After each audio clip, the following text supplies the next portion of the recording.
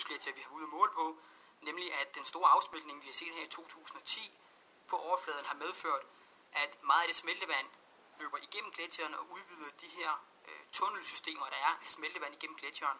Og i og med, at de her systemer, de her dræneringssystemer bliver udvidet, jamen, så er der mindre i isen til at bære isens overflade, og så kollapser overfladen af isen, ligesom er taget på et hus, det faktisk falder sammen. Men du har været der mange gange i flere forskellige sammenhænge. Er det første gang, du har set sådan noget som det her? Det er første gang, at vi har observeret den her form for kollaps. Og det er jo blandt andet ferskvandsafstrømningen, altså hvor meget det smelter. Det er det, du har lavet feltstudier på. Hvad har du målt der?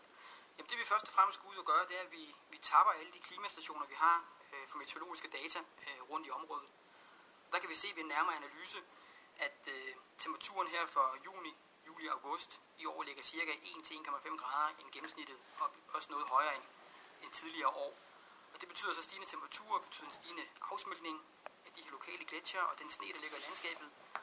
Men specielt de her gletsjer, de smelter mere ned, og de smelter mere tilbage. Det betyder så, at der kommer mere smeltevand fra gletsjeren ned igennem gletsjerne og ud igennem det her landskabsmiljø, inden at vandet så ryger ud i havet.